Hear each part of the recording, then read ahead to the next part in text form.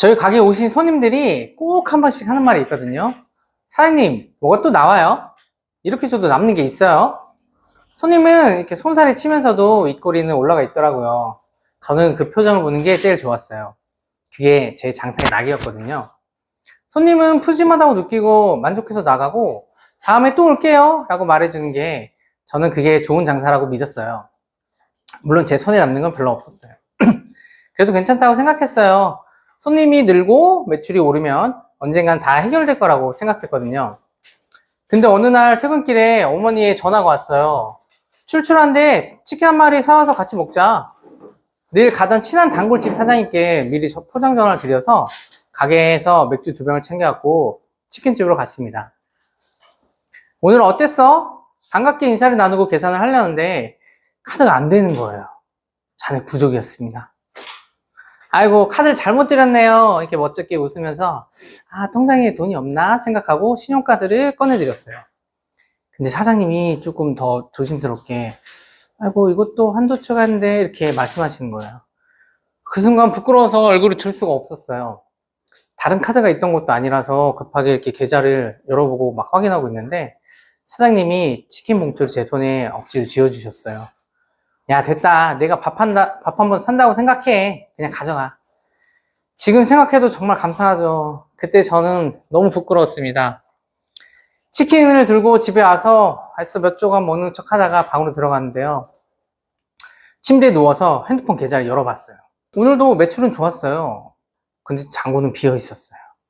지난달도 그랬고, 그 지난달에도 그랬어요. 그때 처음으로 무서워졌어요. 분명 손님은 늘고 매출도 오르고 있는데 왜 나아지는 게 없지? 저는 그날 알았습니다. 매출이 오르면 다 해결될 줄 알았어요, 저는. 장사는 근데 그게 다가 아니더라고요. 그렇다고 손님이 만족하던 걸 덜 주자니 자존심이 허락하지 않았고 이대로 계속 드리자니 제가 먼저 무너질 것 같았어요. 손님도 행복하고 나도 남는 길, 그런 길은 정말 없을까? 그런 고민을 하던 어느 날 늘 손님이 바글바글하던 동네 칼국수 집에 찾아갔어요. 여기는 뭐가 다르길래 이렇게 잘 될까? 그래서 한상 세트 메뉴를 시켰는데 이게 끝이 안 보이더라고요. 처음에는 샤브샤브가 나오고 그걸 다 먹고 나면 그 국물에 칼국수를 끓여줍니다. 또 면을 다 먹으면 그 국물에 볶음밥까지 맛있게 볶아줘요. 거기다 사장님이 이렇게 오시더니 이건 서비스예요 하면서 전까지 붙여주시는 거예요. 저도 모르게 웃으면서 물어봤습니다. 사장님, 이렇게 줘도 남아요? 가게가 조금 한산해질 때쯤 저는 그 사장님에게 가서 집요하게 물어봤어요. 사장님, 저도 고깃집을 해요. 근데 손님들은 만족해 주셔서 매출은 점점 느는데 이상하게 남는 게 하나도 없어서 고민이에요. 그랬더니 사장님이 웃으면서 딱 한마디 해주셨는데 이거랑 이거는 우리도 많이 안 남아. 근데 여기서 남는 거야. 푸짐하게 주면서도 나도 남는 그런 효자 세트야. 이게 어떻게 보면 별거 아닌 말 같아요.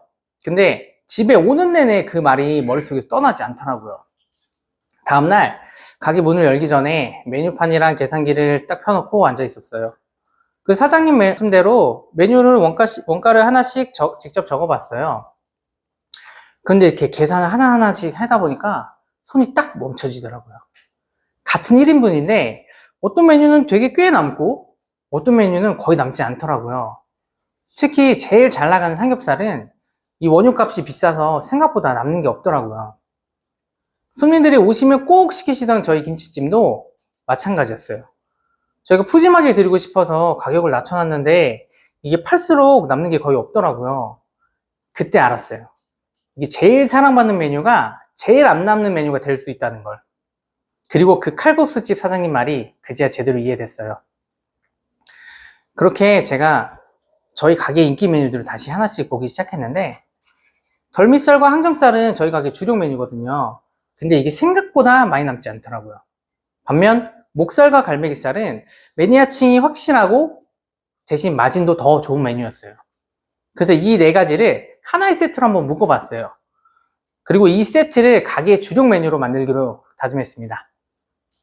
손님 입장에서는 인기 메뉴를 한 번에 먹을 수 있으니까 좋고 가게 입장에서는 잘 남는 메뉴와 조금 덜 남는 메뉴가 섞이면서 전체 이익 구조가 맞춰지는 거였어요. 여기에 김치찜도 넣었습니다. 김치찜 자체에서 크게 남기려는 건 아니고 오히려 거의 원가에 가깝게 드렸어요. 대신 손님이 이렇게 느껴지셨으면 좋겠다 생각했어요.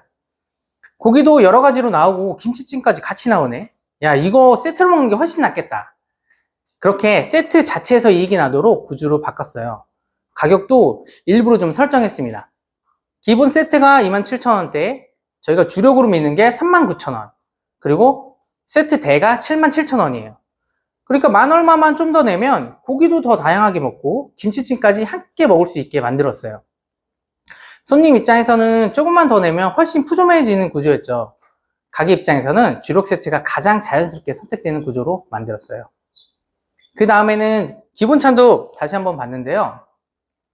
저희는 계란찜과 된장찌개를 기본 구성에 넣었어요. 근데 계란찜은, 폭탄 계란찜은 계란이 너무 많이 들어가서 저는 원래 좀 물이 많이 들어가서 부들부들한 이런 푸딩 같은 계란찜을 좋아하거든요.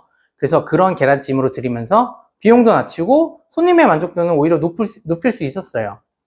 된장찌개도 그냥 내어드리지 않고 저희는 표고버섯을 갈아 넣어서 맛과 풍미를 올리고 있는데 그걸 손님들이 알 수 있게 설명을 조금 해드렸어요. 그냥 이거 기본 찌개입니다 이렇게 드리는 게 아니고 저희 된장은 표고버섯을 갈아 넣어서 향이 조금 더 깊어요 이렇게 말씀해 드리니까 기본찬에 대한 기대감도 많이 올라가셨던 것 같아요. 그리고 계란찜과 된장찌개는 추가 주문하실 때 900원에 판매를 했는데 그러면 손님들이 이렇게 얘기하시더라고요. 우와, 찌개랑 계란찜이 900원이에요? 근데 기본으로도 하나씩 나온다고요? 이렇게 작은 가격 설정 하나가 손님한테는 굉장히 푸짐하게 느껴지는 것 같았어요. 그러면서 이벤트도 푸짐하게 준비했는데요. 생일인 날에 방문하신 고객님께는 미니 고기 케이크를 드리고 있어요. 저희는 꽃목살을 판매하는데 목살 중에서도 맛있는 부분을 골라드리는 거예요. 근데 이게 조금 빠지는 뒤쪽 고기들이 생겨요. 그래서 예전 같았으면 그냥 저희가 끓여 먹거나 아니면 좀 애매하게 남는 고기들이었는데 이거를 생일 서비스로 활용하니까 손님들한테는 특별한 경험이 되더라고요. 가게 입장에서도 크게 부담되지는 않고요. 예약하고 오신 손님들께 드리는 리뷰 이벤트도 닭목살 1인분으로 업그레이드 했어요. 닭목살은 손님 입장에서는 특수 부위라는 생각이 있어서 이게 좀 비쌀 수도 있고 좀 특별하다고 느껴지지만 사실 이게 실제 원가가 1kg에 6,000원에서 7,000원 정도 사이라서 1인분 원가가 한 1,300원 정도 될 거예요. 손님은 크게 만족하고 가게는 무리하지 않는 서비스. 저는 이게 중요하다고 생각했어요. 요즘에는 쌈 싸먹기 좋은 쌈짜면도 기본 서비스로 구성해보고 있어요. 이렇게 손님들한테 더 드릴수록 예전에는 손님들한테 더 드릴수록 제 통장이 비어갔다면 이제는 다릅니다. 제가 남아야 그 남은 걸로 다시 손님들에게 드릴 수가 있겠더라고요. 그게 반복되면 손님도 만족해서 다시 오고 가게는 더 오래 버틸 수 있는 것 같아요. 그때부터 제 장사가 조금씩 달라졌어요. 세트를 처음 내놓던 날이 아직도 기억이 납니다. 3분이 오셨는데 주력 세트를 하나를 주문하셨어요.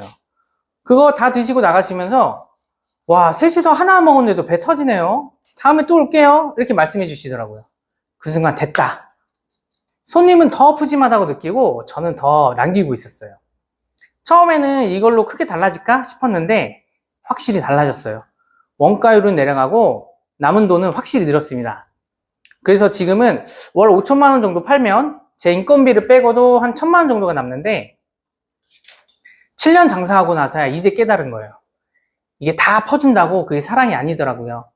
내가 남아야 손님에게 더 오래 잘해드릴 수 있어요. 내가 버텨야 서비스도 계속할 수 있는 거예요.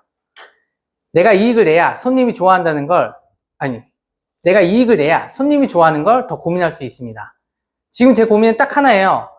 이번엔 또 뭘로 손님들을 웃게 해드릴까? 이렇게 줘도 남냐고요? 네, 이렇게 줘야 남습니다.